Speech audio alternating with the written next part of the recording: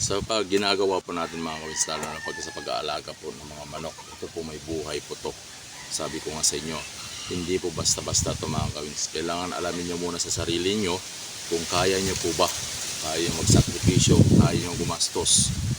Yan po ang kailangan natin dito mga kawins. Dito po hindi po ibig sabihin na passion mo is okay na eh. Hindi po ganun mga kawins eh. Sabi ko nga sa inyo, kailangan mag-sacrifice kayo. Tanungin nyo muna sa sarili ninyo kung kaya nyo po ba.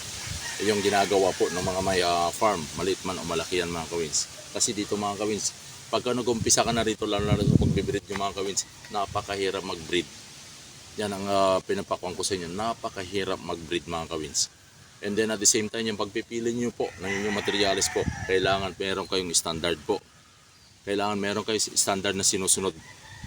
Kasi dito mga kawins, hindi po pwedeng magamit po yung mga manok na para sa akin lang opinion to mga kawins. Hindi po pwedeng gamitin po yung mga manok na may sakit na po, yung nagkasakit na, para sa akin lang. Kasi dito ang kailangan gagamitin mo dito is yung mga matitibay talaga, yung mga pang drug fight. Ibig sabihin kahit basahan yan, hindi basta-basta bibigay yan. Hanggat may naaamoy yan, tutuka yan. Ganyan dapat yan mga kawins. Hindi po yung nagkaroon po ng sakit. Kasi po ako naniniwala ako mga kawins na pagkalimbawa nang galing po sa sakit, yung inyong mahalagaan dito is pagdating po ng drug fight mga kawins, ramdam niya po yan. Ibig sabihin pagkalimbawa nakaramdam siya ng sakit yan, bibigay at bibigay yan. Swerte mo na kung makapalo pa na maganda yan.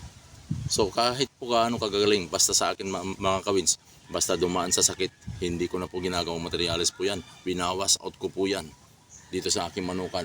Sabi ko nga sa inyo, kahit saan po kayo magtanong sa mga kasamahan ko po mga kawins, ganun po ako kasi lang mag-wash out ng aking mga kaalaga. Kailangan ko dito, ang maiwan lang na lang dito is yung ibig sabihin yung pasadong-pasado na sa aking standard. Yun lang po mga kawins. At the same time mga kawins, sabi ko nga lahat po ng dapat nyo ibigay sa kanila, ibigay nyo po, huwag nyo po silang tipirin. Kasi po the more na tinitipid nyo po yan mga kawins, the more na hindi po maganda yan. Oras na nagbago po ang katawan ng isang manok, sigurado ko yung napakahirap makarecover niya mga kawins. Sabi ko nga, diyan po tatamaan ng mga sakit yan pag halimbawa po nagbago ng katawan yan. So yan, obserbahan nyo mabuti.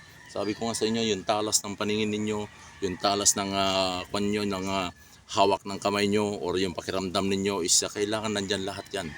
Sama-sama lahat yung mga kawins. Meron dapat kayong sinusunod na standard yan. Importante sa lahat yung standard ninyo. Yun lang po. And then yung fighting style lang gustong-gusto nyo sa isang manok. So hindi naman tayo pare-pare sa lahat mga kawins. Meron tayong kanya-kanyang fighting style yan. Pero kung halimbawa po nakapag-maintain na po kayo ng inyong bloodline na nagpapanalo po or winning line po mga kawins, sulit-tuloy nyo na po yan. Kung mag-infuse kayo, mag-infuse nyo.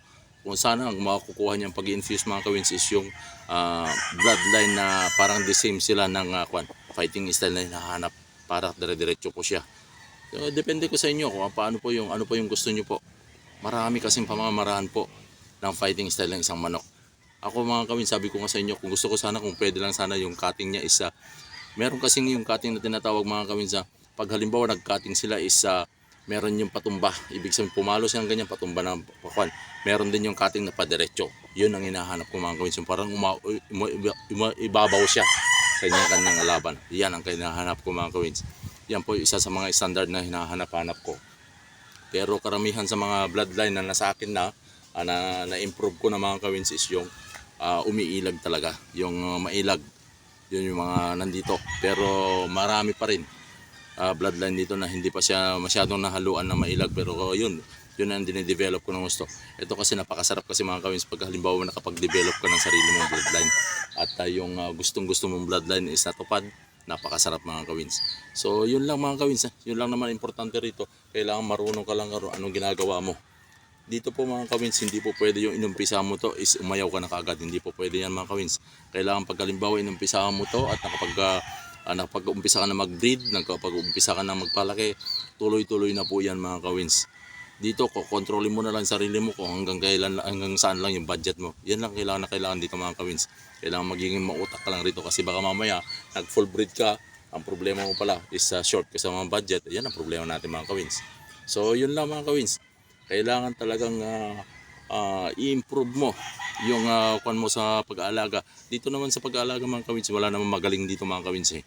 True experience lang yan mga kawins. Meron silang experience na, meron sila na experience, hindi ko na experience. Meron din ako na experience, hindi rin na experience. Ganun lang po yan mga kawins. Wala pong perfect dito. Wala pong magaling rito. Lahat po dito is may kanya-kanyang experience sa pag-aalaga ng manok. Yan lang po mga kawins. Kailangan lang, sabi ko nga sa inyo, ang maiiwan lang sa mga manukan nyo or yung mga ginagamit yung materials is yung mga super talaga. Super pumatay. Yun ang kailangan na kailangan natin.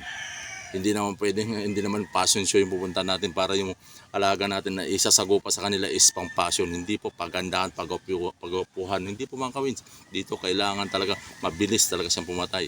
Mabilis siya mag-cut. At talagang punteriya niya talaga yung katawan ng kalaban niya. Yun ang kailangan na kailangan natin mga kawins. So yun lang mga kawins. Salamat.